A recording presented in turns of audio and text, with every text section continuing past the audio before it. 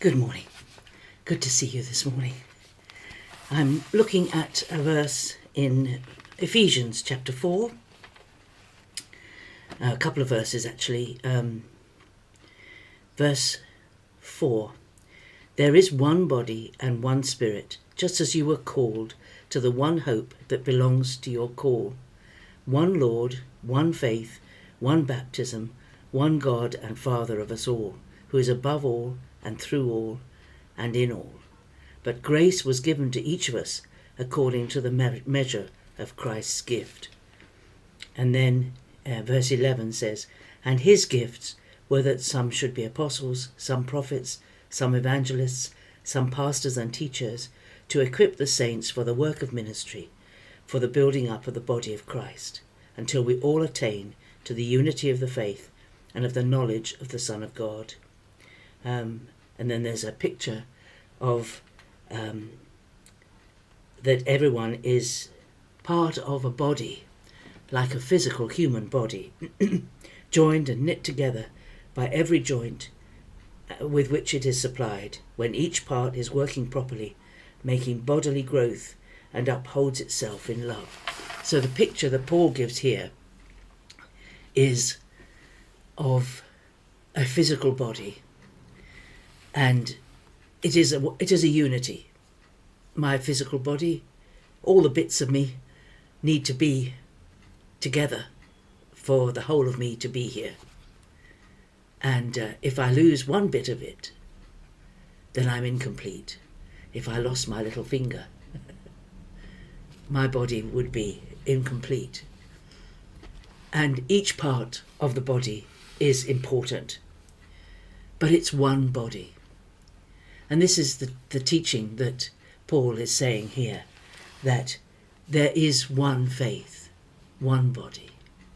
Now, unfortunately, over the centuries and over history, the Christian body, the body of the church, has divided and divided and divided over all sorts of things, and for lots of good reasons sometimes. But the truth is there are different bits of the body. So we might belong to the Church of England or the Episcopal Church or a house church, a vineyard church. But actually, the truth is we really belong to Jesus's church, Jesus's body. And that body is one. And whatever denomination we might claim to be part of, that is less important than belonging to the body of Christ. And wherever we go in the world, there are members of the body of Christ. And we are united with them because it's the same Spirit, it's the same faith, it's one faith. It's not 20. Christianity is not made up of 20 different faiths, but you'd think it was sometimes by the way that we behave towards one another. But we need to keep the unity. And unity, it's interesting, unity is not uniformity. And this is a misunderstanding that we have in our culture, that everyone should be treated equal, and they should be. There should be equality of opportunity, but it doesn't mean that everyone is going to do the same thing. It's not uniformity, it's unity. Now for me, the one very good illustration that I live with all the time is being part of a band, a brass and woodwind band I belong to. Actually, I belong to two bands, and I play a particular instrument, the bass clarinet. And within my band, there are people who play three different parts, clarinet 1, clarinet 2, clarinet 3, all play different parts in the music. They have a different line of notes to play. And then we have flutes 1 and 2 and 3. We have oboes. We have saxophones. We have 3 different kinds of saxophones, all playing different parts. We have French horns, trumpets, euphoniums, tuba, trombone, drum kit, And in one of the bands we have an electric guitar. Now the band is one band. It has a name. We belong to the one band. But we are by no means the same. Each instrument is very different. Different in pitch and different in the part that they play. But for the band to work well and to produce good music, every member of the band has to be united in their purpose of following the direction of the conductor, the musical director, who decides how loud he wants a part of the music, how soft, how many players to play a particular bit, whether there's a solo bit or whether it's a sectional bit. And overall comes this beautiful sound of music that is played for people to listen to. And there is a unity of purpose, a unity of intention, and a unity of submission to the conductor to play the piece of music the way he wants it played.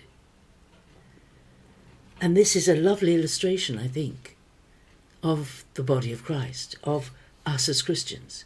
Each one of us plays a different instrument, as it were, in the orchestra of God.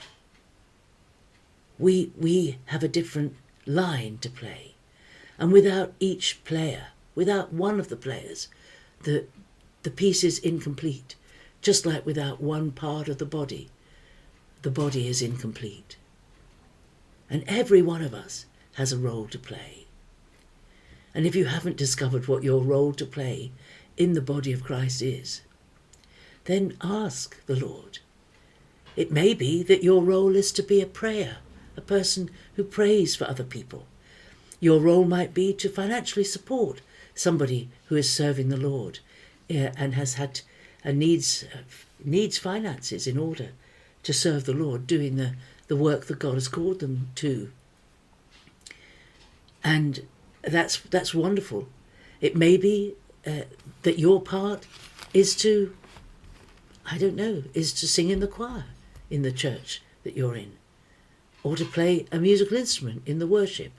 Your part may be to visit the sick in hospital. Your part might be any number of things. Some things are listed here. The sort of leadership roles, if you like, apostles, prophets, evangelists, pastors and teachers, to equip the saints for the work of ministry. So there are special tasks, and then there is the work of ministry given to every member of the church, every part, every person. But the essential thing is there is a unity. There's a unity of purpose, and there's a unity of commitment to do what the head says, the head of the body. The head of the church is Jesus. The head of the church is not the Pope, is not the Archbishop of Canterbury. The head of the church is Jesus. And if we look to someone else for the leadership of the church, and that if that person who's leading the church is not doing what the Lord asks them to do, then we shouldn't be following them. We have a head, and that is Jesus. And we must stay connected to the head, and we must look to the head for guidance as to how we do our part in the unity of the Spirit. Very profound this. There is one hope, one body, one Spirit, one Lord, one God and Father of us all. There is a unity that is not uniformity, but it is unity of commitment and purpose, so that the work of God is done in His name. Wherever we are, wherever God has placed you, you do your bit as part of the body of Christ. It's a lovely picture. God bless you. Have a great day, fellow member of the body.